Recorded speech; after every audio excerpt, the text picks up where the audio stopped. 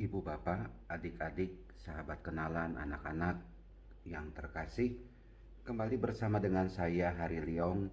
Kita akan merenungkan bacaan Injil singkat sederhana saja hari ini Kamis 4 Februari 2021. Bacaan Injil diambil dari Markus bab 6 ayat 7 sampai dengan 13. Menarik di sini bagaimana Tuhan Yesus memanggil ke-12 murid dan mengutus mereka berdua-dua. Dan Tuhan Yesus memberi kuasa kepada para murid atas roh-roh jahat. Lalu dalam karya perutusan para murid, ke-12 murid itu yang diutus berdua-dua, dikatakan di bagian akhir bacaan Injil hari ini, lalu pergilah mereka memberitakan bahwa orang harus bertobat. Mereka, para murid, mengusir banyak setan dan mengoles banyak orang sakit dengan minyak dan menyembuhkan mereka. Bapak, Ibu, saudara-saudari yang terkasih, beberapa hal yang penting yang bisa kita renungkan di sini. Para murid membawa warta. Jadi orang yang benar-benar menjadi murid Yesus adalah orang yang mengajak orang lain untuk bertobat. Bukannya mengajak membawa orang lain untuk jatuh ke dalam dosa. Persahabatan itu adalah persahabatan yang membuahkan pertobatan. Bukannya persahabatan yang membuahkan kejahatan. Bersepakat untuk menipu orang, bersepakat untuk jualan narkoba, bersepakat untuk melakukan selingkuh katakanlah. Bukan. Tetapi orang yang menjadi murid Yesus, dimanapun, kemanapun dia berada, mewartakan pertobatan, mengajak orang lain bertobat. Ketika bertemu dengan orang yang berdosa, tidak disingkirkan, tidak dibuang,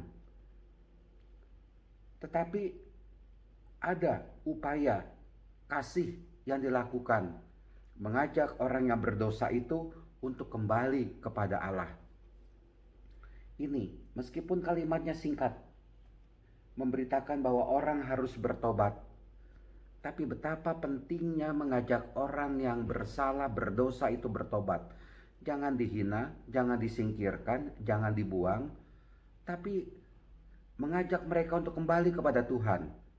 Kita berusaha mengajak mereka.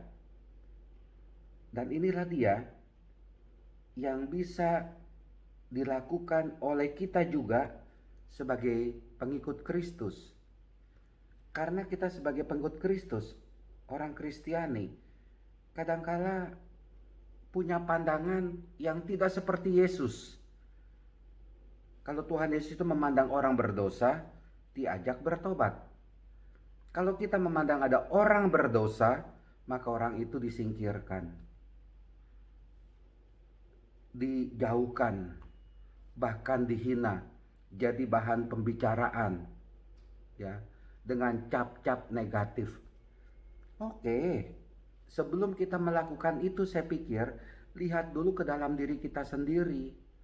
Lihat dulu ke dalam diri kita sendiri. Saya sudah jadi orang bersih atau tidak? Katakanlah, kalau saya orang bersih, menganggap orang lain berdosa, menjelekkan orang berdosa, menyingkirkan orang yang berdosa itu, ya meskipun itu salah dan saya tidak setuju, tapi ada baiknya juga, dalam arti ya silakan karena saya orang bersih. Tapi kalau seandainya kita ini bukan orang bersih, kita ini adalah orang yang juga berdosa. Dan jangan-jangan dosa saya, dosa kita ini lebih banyak daripada orang itu. Lalu kita mengucilkan orang itu, bukannya terbalik.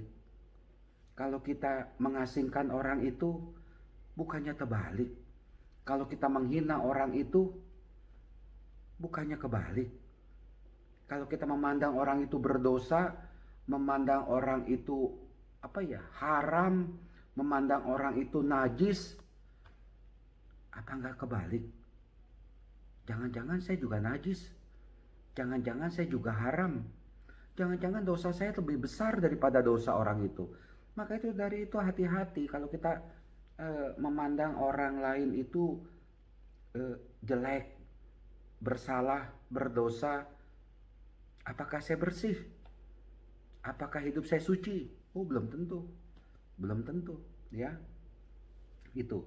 Tapi yang penting adalah mau membawa pertobatan kepada orang lain. Menarik juga di sini para murid, ya, mengusir banyak setan. Kenapa mereka bisa mengusir banyak setan? Karena hatinya bersih. Orang yang hatinya bersih bisa mengusir setan. Orang yang hidupnya baik kepada orang lain bisa mengusir setan. Gimana mau mengusir setan? Hidup saya nggak baik kok. Hidup saya tidak suci. Hidup saya tidak sesuai dengan kehendak Allah. Maka dari itu, jangan-jangan bukannya kita yang menguasai setan, tapi setan yang menguasai kita. Bukannya kita mengusir setan, tapi kita mengundang setan. Artinya apa? Mengundang kejahatan. Nah, Bapak Ibu, saudara-saudari terkasih, biarlah dalam hidup ini kita senantiasa mau dekat kepada Tuhan Yesus. Kita bersyukur kepada Tuhan Yesus yang memilih kita, memilih Anda menjadi pengikutnya, menjadi murid-muridnya. Dan biarlah kita berbahagia bersama dengan Tuhan Yesus, dan kita dalam hidup ini bisa membantu orang lain untuk bisa sampai kepada Tuhan Yesus. Tuhan memberkati, Tuhan melindungi kita sekalian. Amin.